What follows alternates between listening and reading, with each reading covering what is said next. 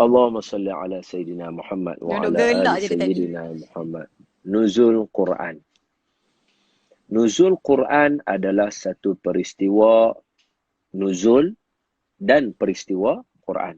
Iaitu peristiwa turunnya Al-Quran. Jadi peristiwa turunnya Al-Quran ini, kita kena faham maksudnya apa, yang mana satu. Sebab Al-Quran secara literalnya macam ni. Ni perkataan turun. Turun Quran ni pun dia pecah dua. Maknanya Quran turun dua kali. Quran turun dua kali. Tapi bila kita kata Quran turun dua kali, orang kata, habis tu kata turun sampai 23 tahun, lagu mana? Itu kali yang kedua 23 tahun. Turun kali pertama, sekali semua 30 juz. Itu berlaku pada malam Lailatul Qadar. Sebab tu kalau orang baca, orang jadi pening. Kalau orang tak letakkan ayat Quran tu selari elok.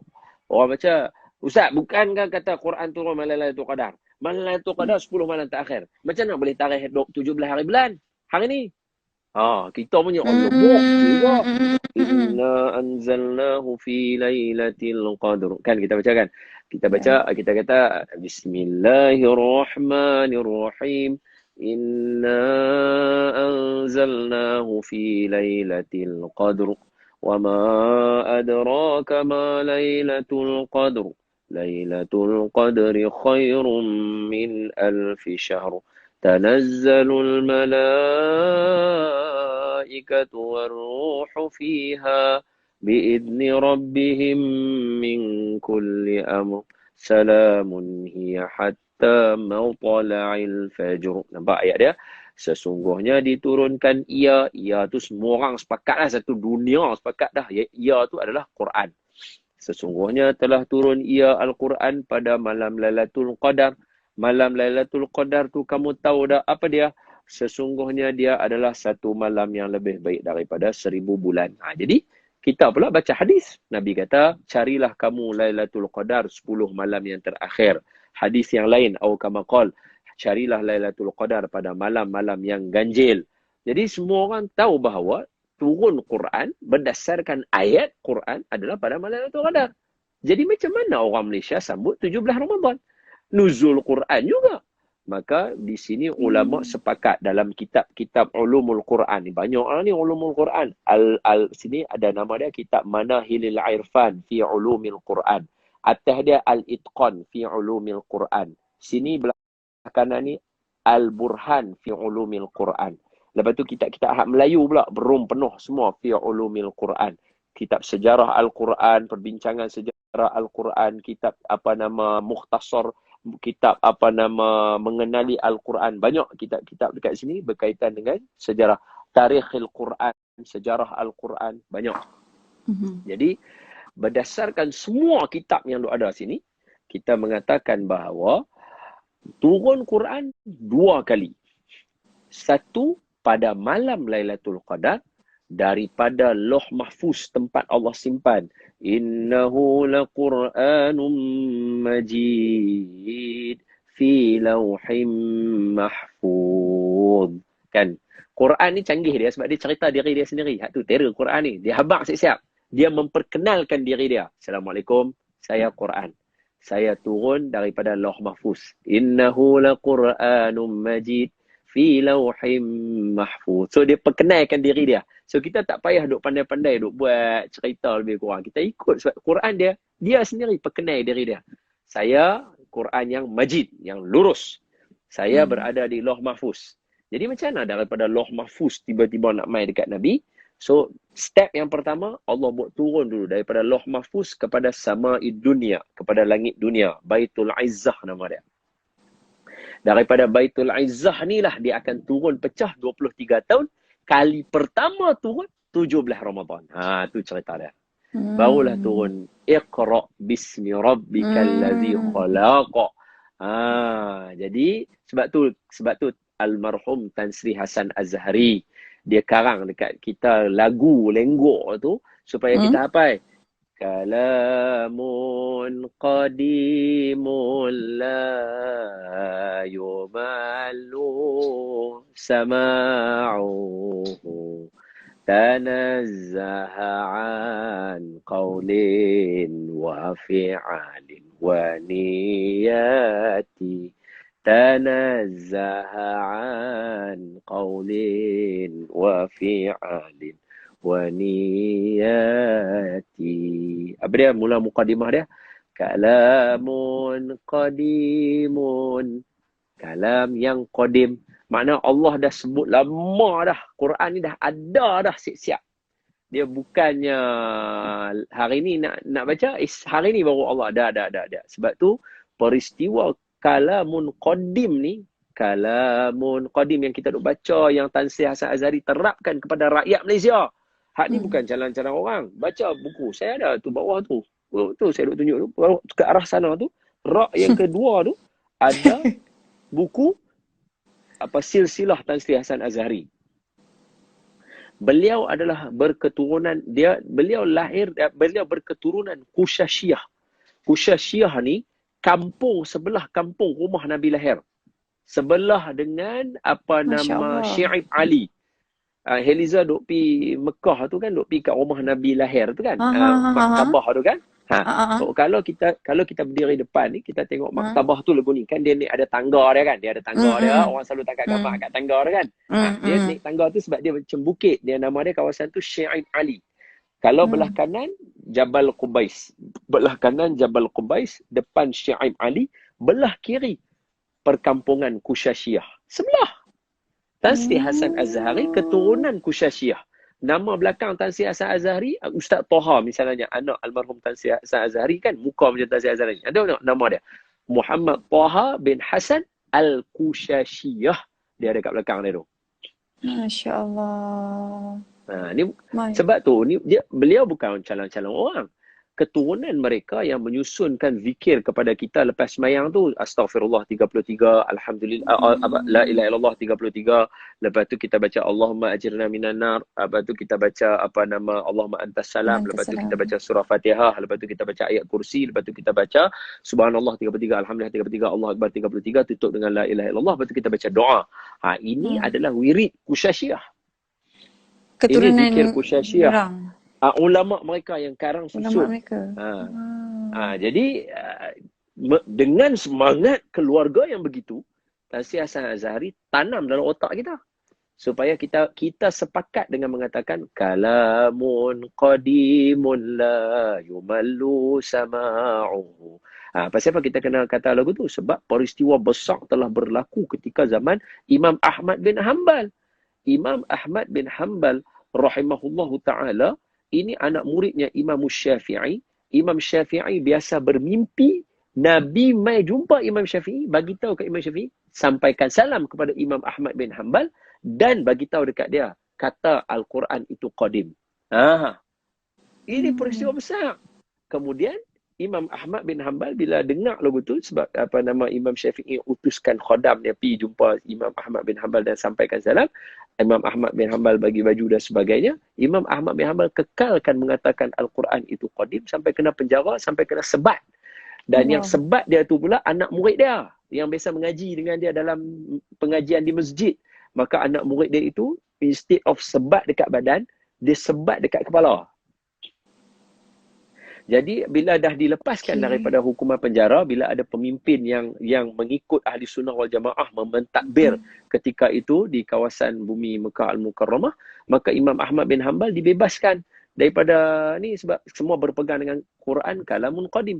Bila jadi macam tu, Imam Ahmad bin Hanbal jumpa dengan anak murid dia. Anak murid dia kata, maafkan saya Tuan Guru, saya lah yang sebat Tuan Guru. Tuan Guru tu tanyalah, pasal apa hang sebat kat kepala aku? Kata Imam Ahmad, kata anak murid Imam Ahmad bin Hanbal, saya tak sanggup nak sebat Tuan Guru banyak kali. Saya mengharapkan bila saya sebat kepala Tok Guru mati terus, selesai. Ya Allah. Anak murid. Buka kitab Syekh Nuruddin. Syekh Nuruddin cerita pula lagi. Apa dia? Ketika mana Imam Ahmad diikat. Kan duduk dalam penjara. Ni ulama hebat ni. Ni ulama hebat. Bukan ulama calang-calang ni. Imam Mazhab ni. Imam Mazhab ni termasuk dalam orang sebaik-baik kurun.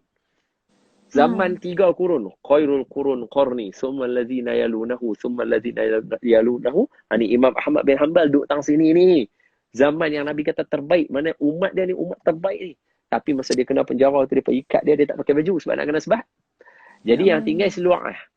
Seluar kan kalau saya tak tahulah orang perempuan ada ke tak ada, saya tak tahu. Tapi saya nak bagi gambaran untuk orang perempuan. Kalau orang lelaki senang abang kata seluar jubah. Orang tahu seluar jubah lagu mana. Kalau abang seluar tablik pun boleh juga. Seluar karkun. Dia seluar ringan lagu tu, lepas tu dia ikat tali. Dia macam jogger lah, macam jogger pen lah. Tapi Alah, bukan dekat yang Mekah yang kan? grip. Mekah ke Madinah yang Ya, jual depan ya. masjid tu. Yes. Betul lah. Okay. Seluar tu lah. Jadi Okay. Imam Ahmad bin Hanbal tinggal seluar tu saja. Imam Ahmad bin Hanbal tinggal seluar tu je. Jadi bila dia duk pakai, dia barangkali dah lusut, tali dia nak putih dah. Maka bila disebat tali dia putih. Bila putih seluar londeh lah. Seluar nak londeh. Imam Ahmad bin Hanbal doa, ya Allah, tolong jangan bagi nampak aurat aku. Tali tadi tu ikat balik dengan sendiri dia. Masya Allah. Power. Macam kitab Syekh Nurdin. Syekh Nurdin tulis. Saya nak ambil, ada kitab tu kat sini boleh ambil. Tapi kita dia nak kena cari sebab saya kitab ulama semua belah sana. Sejarah ulama, kisah hidup ulama macam mana, semua belah sana. Karamah para wali kan. Ustaz, yang anak murid dia tu dia kerja apa, yang tugas dia apa, di penjara Jaga ke penjara. apa? Dia terpaksa lah buat cerita dia ke macam mana? Tukang sebat penjara lah. Dia Macam terpaksa kita lah tengok cerita. sekarang lah. Katalah wa'iyazbillah, suatu hari katalah saya kena penjara. Saya katalah nak kena hukuman. Yang nak hukum saya tu barangkali orang yang duduk dalam kuliah duduk dekat saya ceramah. Dia kerja penjara. Yelah. Okay. Jadi apapun kita nak bagi tahu, pertama sekali Al-Quran turun 2 kali. Yang pertama pada malam Lailatul Qadar, yang tu sekaligus semua sekali. Yang satu lagi adalah pada malam 17 malam ni, mula dengan surah Al-Alaq, iaitu Iqra bismi rabbikal ladzi khalaq. Ustaz, maknanya sorry. Ustaz, maknanya one time ke pada waktu tahun yang sama ke yang dia turun tu? Maknanya bulan Ramadan. Wallahu a'lamu bis-shawab. So maksudnya yang turun daripada langit, pada Lauh Mahfuz turun mai ke langit dunia tu tak tahu bila. Lailatul Qadar mana satu tak tahu. So maksudnya betulkan saya Ustaz kefahaman ni, maknanya seluruh Quran tu pada malam Lailatul Qadar turun segedebum semua. Tapi satu lagi peringkat adalah pada 17 Ramadan dan barulah turun satu surah iaitu Iqra. Macam tu dia punya. Baru turun. Baru mula. So menyambut nuzul Quran adalah menyambut turunnya surah Iqra bismi rabbikal ladzi khalaq. Right, faham. Menyambut Lailatul Qadar, Quran. Selain malam tu malam barakah, malam tu diturunkan seluruh Al-Quran. Cantik. Masya Allah. Allah kata liyuthabbita bihi fuadak. Allah Ta'ala sebut dalam Quran, kami turunkan Quran ini secara berperingkat-peringkat. Dalam Quran Allah Ta'ala sebut, tujuannya apa? Liyuthabbita bihi fuadak. Tujuannya untuk bagi hati kamu tetap Muhammad. Maknanya, kalau Allah bagi sekaligus, beram Quran, amalkan. Allah. Tapi kalau setiap hari Allah bersembang, kita akan sentiasa rasa dipandu. Tu Allah kata, ma wadda'aka rabbuka wa ma qala. Kami tak pernah tinggal kamu pun wala sesaat, Muhammad sallallahu alaihi wa ala alihi wasallam. Jadi setiap masa Allah Taala akan didik Nabi, akan ajak Nabi turunkan wahyu. Apa saja persoalan? Yas'alunaka 'an dzil qarnain. Ni kemarin punya ayat. Yas'alunaka 'an dzil qarnain qul sa'atlu 'alaikum minhu dzikra. Depa tanya kat kamu pasal Zulqarnain. Kamu tak pernah jumpa Zulqarnain Muhammad sallallahu alaihi wa ala alihi wasallam. Tapi habaq kat depa, sa'atlu 'alaikum minhu dzikra. Aku akan cerita kat hangpa siapa dia Zulqarnain itu. Fa atba'a sababa hatta idza dia cerita pasal pemimpin Zulqarnain. Nabi cerita Jadi bila sentiasa turun, lepas tu dia tanya pula Nabi, yas'alunaka 'anir ruh qulir ruhu min amri rabbi la yujalliha apa yas'alunaka 'anir ruh, dia tanya tentang ruh, qulir ruhu min amri rabbi. Roh ni kerja Tuhan aku. Aku tak boleh jawab banyak. Tuhan tak bagi wahyu aku tak tahu. Ini tak ada. Dia tanya pula Nabi tentang siapa? Nabi Yusuf alaihissalam. So Nabi baca Alif Lam Ra. Nabi baca surah Yusuf, beram cerita. Lepas tu orang tanya pula tentang Nabi Musa. Nabi cerita pasal Nabi Musa. Jadi seolah-olah orang kata macam mana Muhammad boleh cerita pasal Musa sedangkan Musa dengan Muhammad bezanya ribu tahun. Dah lah tu detail pula tu. Sebab tu kalau kita dengan rakan-rakan Kristian, kita declare dekat mereka dengan mengatakan bahawa dalam banyak agama di dunia yang hampa duk buat kawan dan hampa bermusuh dengan agama Islamlah satu-satunya agama yang menghormati dan memuliakan Nabi Isa. Orang agama lain tak. Agama lain tak. Itu kita heran orang-orang yang mungkin kita kata macam orang-orang yang duk lawan orang Islam mungkin berfahaman seperti ada fahaman macam Kristian dan sebagainya, dia duk lawan. Kita Islam macam heran. Kenapa tak gaduh dengan orang lain? Orang lain tak iktiraf pun Tuhan kamu tu. Orang Islam, kita kena jawab. Nabi Isa alaihi salam, peace be upon Isa. Kita kena kata. Orang lain tak ada, agama lain tak ada. Jadi kita nak explain kat depa bahawa Nabi kita ajak semua benda sebab semua tu ada dalam Al-Quranul Karim. Dah so maknanya semua dah. So maknanya first surah Iqra. Tapi kalau dari sudut penyusunan dalam Quran kita ni, cerita dia macam mana Ustaz? Cerita dia berkata Syekh Abdul Fattah Al-Qadhi. Siapa yang belajar Universiti Al-Azhar, macam kami yang belajar kuliah Quran Universiti Al-Azhar dekat Shubra ni dan juga dekat Tonton dan sebagainya, kita kena baca kitab Syekh lah. Seorang Syekh ni nama Syekh Abdul Fattah Al-Qadhi. Syekh Abdul Fattah Al-Qadhi ni seorang ulama Quran yang masyhur di Universiti Al-Azhar. Kerana makna bukan calon-calon orang lah, no. Bukan calon-calon orang lah. Jadi bila tu kita baca kitab Syekh mengarang dalam kitab dia tajuk Tarikhil Mashaf. Tarikh Mashaf ni sejarah Al-Quran. Jadi sejarah Al-Quran dalam ni Syekh kata ada pun susunan ayat-ayat Al-Quran di dalam Al-Quran hari ni yang ada dekat kita. Sebab yang pertama turun Iqra, tapi Iqra juzuk 30.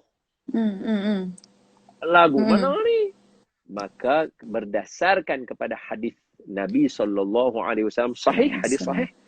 Nabi yang beritahu dekat para sahabat dengan mengatakan, ba' hadhihi surah ba'da hadhihi surah. Ba' hadhihi surah baina hadhihi surah. Ba' hadhihi al-ayah ba'da qala Allah Ta'ala. So Nabi yang habaq, saya terjemah balik. Apa dia? Letakkan surah ini selepas surah ini. Mana Nabi habaq sendiri. Letakkan surah Iqra bismi rabbikal ladzi selepas surah Wat-Tini Waz-Zaitun. Letakkan surah, contoh lagi. Letakkan surah Ali Imran di antara surah Al-Baqarah dengan surah An-Nisa. Nabi yang habaq. Letakkan ayat, Nabi kata, letakkan ayat ya bani Israel adhkuru ni'mati allati an'amtu alaikum wa anni faddaltukum 'alal 'alamin. Letakkan ayat ni selepas firman Allah dekat atas tadi. Allah Taala cerita tentang at-ta'muruna an-nasa bil birri wa tansawna anfusakum wa antum tatlunal kitab afala ta'qilun. Wasta'inu bis-sabri was-salah wa innaha lakabiratun illa 'alal khashi'in alladzina yadhunnu alladzina yadhunnuna annahum mulaqu rabbihim wa annahum ilaihi raji'un. Letak selepas ayat ni. Nabi yang habaq. Sampai setiap ayat Iyalah. Itulah tugas Nabi. Sebab itu Nabi genius. Nabi buta huruf sebab Allah yang suruh Nabi buta huruf. Nabi buta huruf sebab Allah suruh Nabi buta huruf. Iblis. Pasal apa setan sampai hari ni hidup? Setan hidup hari ni bukan pasal dia baik. Allah nak bunuh dia dah, nak musnahkan dia dah. Allah nak rejam dia dah. Tapi dia kata dekat Allah Ta'ala, dia kata apa? fa'anzirni ila yaumi yub'atsun. Boleh tak bagi aku nyawa panjang sampai hari kiamat baru aku ni. Allah kata, fa innaka minal munzarin. Okay? Your wish granted. Kamu akan nyawa panjang sampai ke hari kiamat. Ha? Bukan iblis ada kat sini ni saja-saja. Dia duduk dengan kita lah ni duduk kacau kita, duduk bagi kita mengantuk ke apa-apa. Pasal Allah yang bagi nyawa dia panjang. Kalau Allah kata, dah, aku nak mampu, mati je dah. Jadi Nabi buta huruf bukan sebab Nabi bodoh, jangan silap. Nabi buta huruf sebab Allah sebut, idzal lartabal mubtilun. Saya nak bercakap dengan Heliza ni, semua ayat-ayat yang saya bagi ni, semua ayat Quran. Kalau Heliza letakkan, dia ada satu apps tu yang boleh detect ayat Quran apa yang baca ni kan. Kalau Heliza hidupkan apps tu, saya sebut dia akan detect surah apa. Tak tahu. Saya ada Siri je. Hello Siri. Dia ada satu. Dia akan ada satu Shazam yang untuk detect lagu, betul tak? Betul. Shazam untuk detect lagu. Dia ada satu yang macam Shazam. Tapi untuk Quran ni, tak tahu. Kalau siapa tahu tolong komen tolong share siapa tahu. Tolong share apa nama apps tu. Dia macam Shazam tapi tujuannya untuk Quran. Jadi kalau kita baca macam saya baca tadi kan. Idzal lartabal mubtilun, dia dengar dia bawa keluar terus ayat apa surah apa.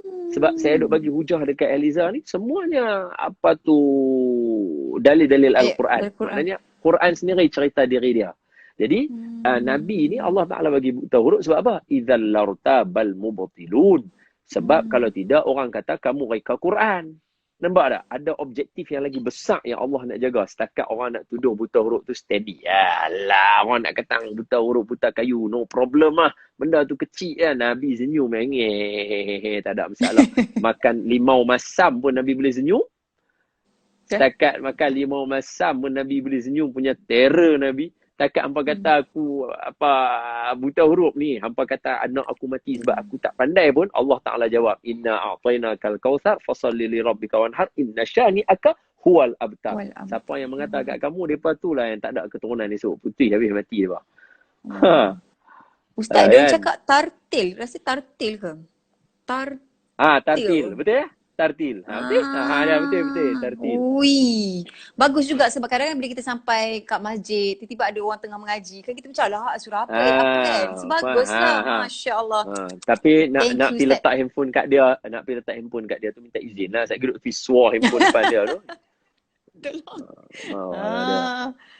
Okey. Tadi apa nak tanya soalan, lupa dah. Tak apa, Ustaz jalan dulu. Ada soalan tapi terfikir tartil lupa dah apa tadi. Okey, baik. Dalam bulan puasa Ustaz, sikitlah kalau Ustaz boleh beritahu, dalam bulan puasa ni memang betul-betul jin dengan syaitan ni memang betul-betul tak ada? Ataupun sebenarnya ada ataupun ada yang memang tak ada langsung? So kalau macam kita teruk, kita lah yang teruk. Macam tu? Kita yang teruk. That's why orang kata Ramadan is the month. Ramadan is the month that you realize actually it's not syaitan, it's you yourself. Ramadan adalah bulan kita sedar bahawa selama ni bila kita duk kata setan sebenarnya bukan setan. Kita tu setan. Sebab dalam badan kita kan ada setan. Dia ni duk mengalir dalam badan. Dia ni tak kena. Dia duk ada dengan kita dalam ni. Setan mengalir dalam darah kita ni. Setan dalam darah ada? Okay, tapi kita kena berlawan dengan luaran tak ada, tapi dalam tak ada. Dalam darah tu dia buat apa Ustaz, tugasan dia? Kacau kita. Qul a'udzu birabbin nas, malikin nas, ilahin nas, min syarril waswasil khannas, alladzi yuwaswisu fi sudurin nas minal jinnati wan nas. Daripada kalangan jin dia. Heliza pun nak tanya saya benda ni. Saya tak pandai. Dia patut tanya arwah Ustaz Ismail. Kamu baru betul. Baru dia ajak cara macam mana nak lawan. Baru betul cara nak lawan dengan syaitan. InsyaAllah mudah-mudahan Allah kumpulkan kita semua kembali bertemu di syurga Allah SWT. InsyaAllah. Yang penting nak mati baik. Mati hari Jumaat. Nak minta hari Jumaat. Amin Allah. Amin. Ustaz jadi macam kelab hari Jumaat. Kelab mati meninggal hari Jumaat. Semua jumpa sekali lah. Tak ada kubur. Baru nak tanya. Kalau memang mati hari Jumaat, dia kena tanam hari Jumaat ke baru bebas azab kubur tu? Ke macam mana Ustaz? Awak nak tanam hari lain bersebab? Tak adalah katakanlah meninggal dunia dekat-dekat nak maghrib dah. Jadi tak sempatlah nak tanam hari Jumaat kan? Sebab maghrib dah Sabtu. Macam mana? Ya, bukan yang tu saja. Tu satu contoh biasa. Satu lagi, hak mereka yang meninggal masa MH17 kena tembak tu. Katalah mereka kena tembak hari Jumaat meninggal. Duduk kat Padang tu 2 minggu. Jasad mereka. Mana masuk liang. Lepas tu baru mandi. Dia yang penting meninggal hari Jumaat. Yang tu paling penting. Masya Allah. Apa doa Ustaz? Apa doa supaya... tu cari dalam YouTube. Tengok Tok Guru tu punya zikir macam mana. Bacalah wirid-wirid mereka. Macam arwah Datuk Arundin, baca Darus Syifa punya wirid. Datuk Ismail Kamus, baca Darus Salam punya wirid. Bacaan tu, dapat lah. Masya Allah. Tapi hidup Tok Guru kita ni dahsyat lah. Yelah kita macam saya kan, daripada kecil.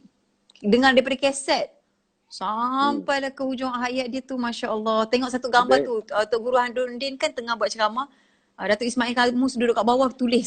Subhanallah. Kita dengar, itulah handphone ada tapi tak catat nota. Tak cakap kat diri sendirilah. Oh banyak kena perbetulkan lagi Ustaz. Wallahualam. Satu lagi, dalam Al-Quran, ni saya duk teringatlah bila Haliza abang saya, Ustaz, malam ni kita nak cerita berkaitan dengan nuzul. Jadi salah satu benda yang penting dalam membincangkan tentang nuzul ni, selain daripada sejarah Quran, ialah membaca Quran tu kena betul. Siapa yang baca juzuk 17 hari ni, dia akan ada satu tempat tu 2 kali dia kena tambah nun kecil. Ada 2 kali dia kena tambah nun kecil. Surah Al-Hajj ayat yang ke-11.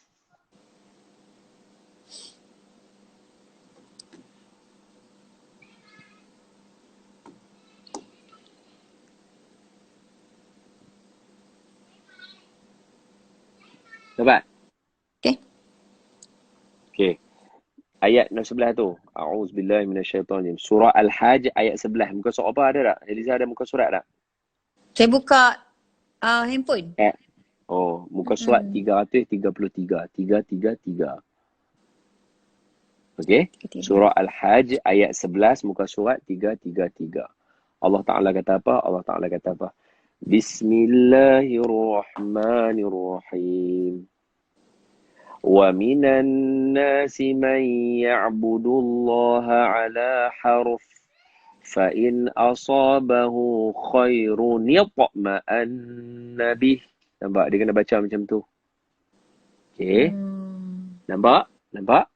Khairun yatma'anna bih wa in asabathu fitnatunin, lagi sekali, fitnatunin qalaba ala wajhihi khasirad dunya wal akhirah wa in asabathu fitnatunin qalaba. So ada 2 kali.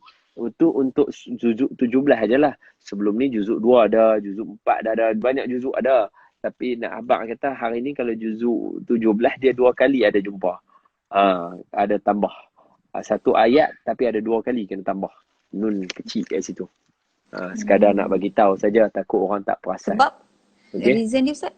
Ada reason ke? Sebab ke memang ada reason dia. Reason dia kaedah bahasa Arab, sebab bertemu 2 tanda mati. 3 huruf mati dekat situ. Jadi bila 3 huruf mati, macam mana nak sambung? Kita biasanya 1 huruf hidup, 1 huruf mati, 1 lagi hidup. Okay. Ataupun 1 mati, hidup, mati, hidup. Tapi kalau mati, hidup, macam mana nak baca hat tang mati tu, nak baca lagu mana? Jadi kalau kita tengok ayat yang ke-11 tadi tu, surah muka surat 333 tu kan, contohnya. Kita ambil satu. Tapi dia susah lah sebab kita cerita lagu ni. Saya punya papan putih pun ada kat bawah. Kalau kita tengok, contohnya kita ambil perkataan khairun itma'anna bih. Khairun, nampak tak? Jumpa tak? Khairun. Kalimah khairun. Itma'anna bih tu kan? Okey. Kalimah khairun tu kan dia tanwin kan? Kita sebut dia khairun. Betul kan? Okay. Kalau kita tak dengung, kita sebut dia khairun. Kalau eja Melayu bunyi macam mana? Kalau eja Melayu lah. K-H-A-I-R, Khairun. Khoi, R-U-N. R-U. Khoi, Ha. R-U-N. Soalan dia, N tu main mana? N mana ada dalam tu? Cuba bagi tahu saya. N tu mewakili huruf nun. N tu mewakili huruf nun.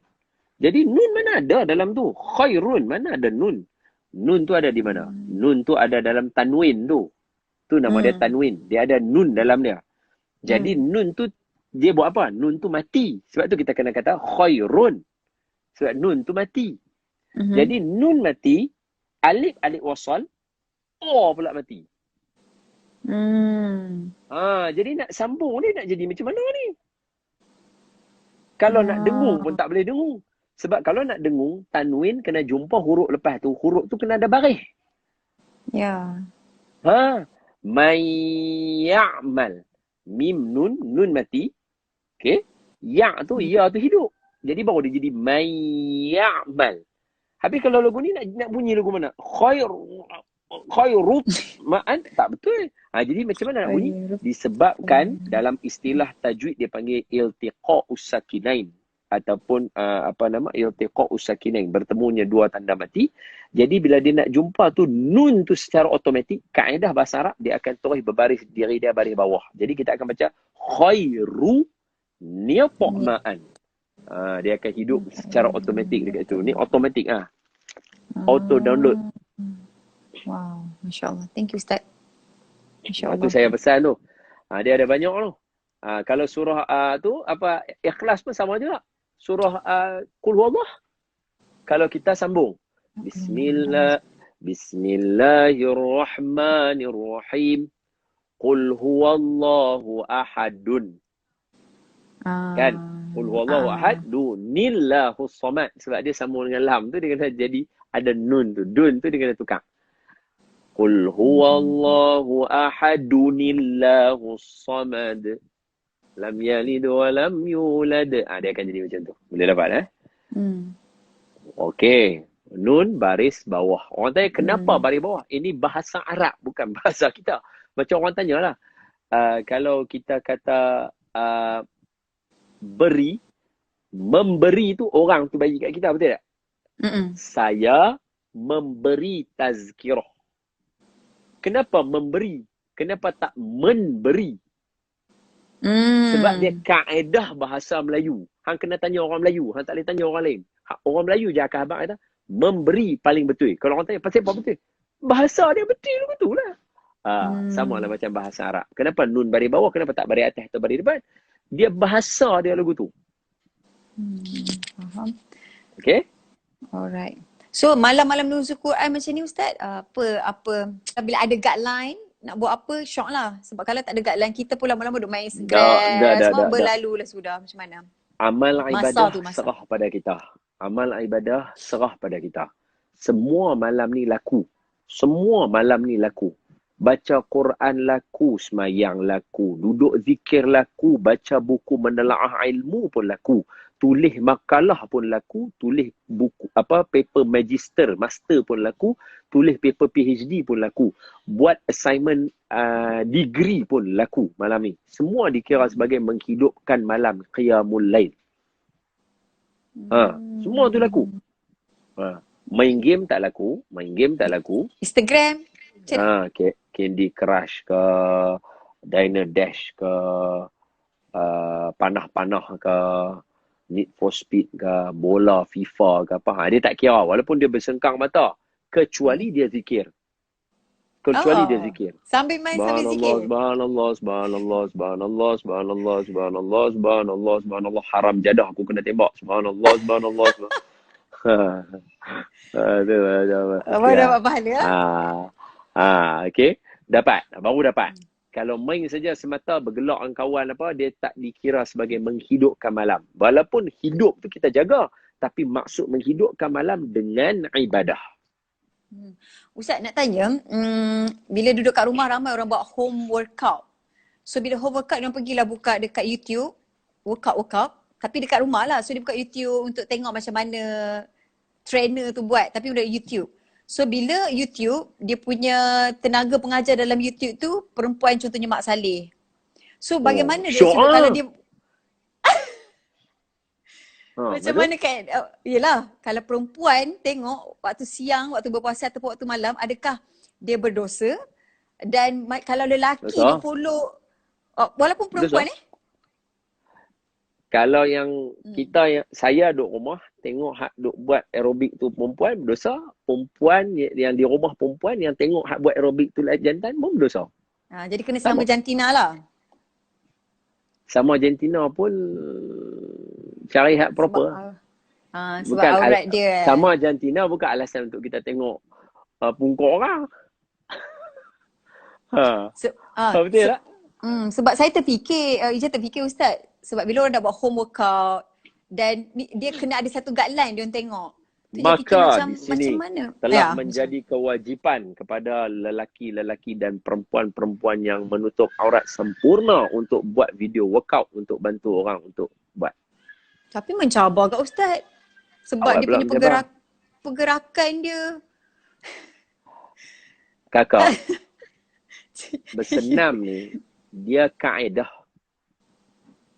Macam mana? Ada orang angkat dumbbell, ada orang angkat timba. Ada orang angkat dumbbell, ada orang angkat timba. Boleh je. Macam mana contoh squat, lunges? Macam nak buat? Squat kalau pakai baju turun sampai ke paha tu. Besar lah. Boleh. Okay. Boleh. Orang buat tu. Mohong Tuhan bagi arahan takkan dia tak erti. So maknanya memang dia akan kurangkan pahala puasa lah. Ni cerita sama jantina. Kalau tak sama jantina memang dosa lah. Sama jantina kalau dia follow, sama tengok Mak Saleh dan sebagainya, dosa lah. Sama. Tak betul ya, tak betul. Cuma boleh tak kalau saya ni bukan orang yang malas. Jangan silap tau. Saya ada workout saya sendiri ya. Saya ada workout saya. Setakat ni Heliza jumpa saya tak. Kan? Saya tak. Apa kan? Tu? Apa? Saya tidak. Saya tidak ya. Alhamdulillah. Ya, betul. Alhamdulillah. Flat screen. Saya okey setakat ni. Saya ada workout saya. Tapi saya sebenarnya pada hemat saya maaf jangan orang kata apa, sebab kita selalu tak mau pandang pada banyak sudut. Dengar apa yang saya cakap. Fikir dulu, lepas tu baru respon. Okey. Saya lebih suka di bulan Ramadan ini semangat workout home workout ke apa saja, workout yang ada cycling ke apa kat rumah ke apa ke. Saya pada hemat saya semangat itu simpan pada waktu malam untuk sungguh-sungguh menghidupkan sembahyang tarawih. Tak mau kita workout tapi tarawih kita 8. Lebih baik kita jangan workout, simpan semangat tu, pulun bawa keluar, tarawih 20. Ya. Itu lebih betul dalam menghidupkan agama. Boleh faham tak? Bukan, saya tak kata workout salah lah. Saya tak kata. Kalau tuan-tuan nak buat 8 and then still nak buat workout, buatlah. Tapi kalau tuan-tuan terror buat workout dan buatlah 20, carry on. Tapi benda ni jarang berlaku. Sebab kita akan, otak kita ni dia ada kluster-kluster dia. Aku dah set dah untuk aktif, aku nak workout. So bila kita dah workout, dia dah fulfill dah. Saat lagi bila tarawih, dia tak akan guna benda tu untuk nak fulfill lagi, untuk nak aktif. Jadi saya lebih suka kalau kita nak squat, kita squat untuk turun naik rakaat tarawih. Masya Allah. Bila esok dah tak ada tarawih, you workout lah.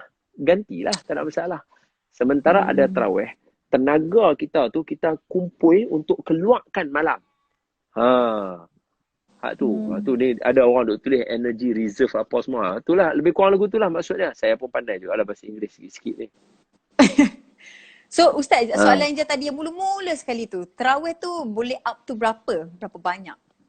Ke 2-3 Allahumma salli ala Sayyidina Muhammad wa ala ali Sayyidina Muhammad. Tarawih ni kalau diikutkan, sekiranya kita ambil perkiraan golongan Salafi Wahabi dan Ahli Sunnah kita gabung, maka yang paling minimum adalah 8 rakaat tarawih dan 3 witir. maksimum boleh pergi sampai